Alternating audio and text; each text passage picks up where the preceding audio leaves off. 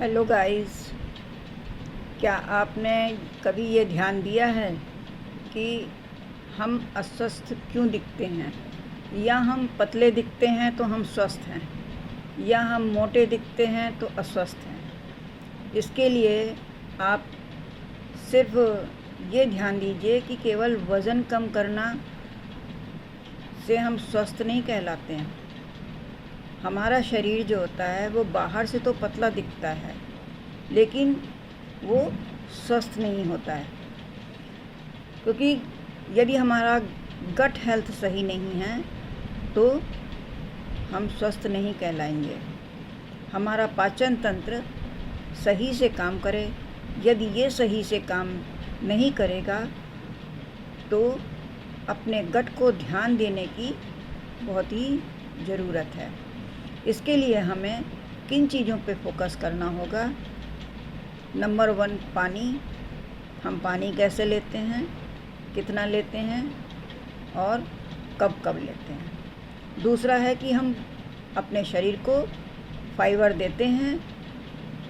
Fibre में सभी चीज़ें, जिन चीज़ों में फाइबर होता है वो हमें अपने खाने में ज़रूर शामिल करना चाहिए। तीसरा है कि रोज़ हम व्यायाम करें। 40 मिनट का व्यायाम देना बहुत ज़रूरी है।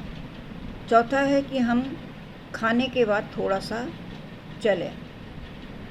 खाने के बाद तुरंत हमें बैठना नहीं चाहिए और ना ही लेटना चाहिए। थोड़ा सा अगर हम चल लेते हैं तो हमारा गट हेल्थ सही रहता है। हमें पर्याप्त नींद लेनी चाहिए।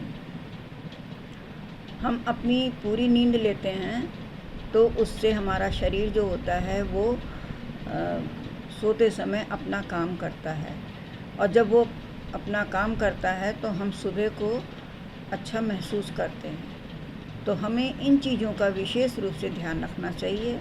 और लास्ट है कि हमें जो हम रात में खाना खाते हैं वो हमें बहुत ही हल्का और जल्दी खाना चाहिए। तो हमें अपनी गट हेल्थ सही रखने के लिए इन चीज़ों को, इन बातों को विशेष ध्यान रखना चाहिए कि हमें क्या खाना है, कब खाना है, कैसे खाना है, पानी क्या लेना है, कितना लेना है और नींद लेनी है। आज मोबाइल के समय में नींद की कोई गणना नहीं की जा सकती है।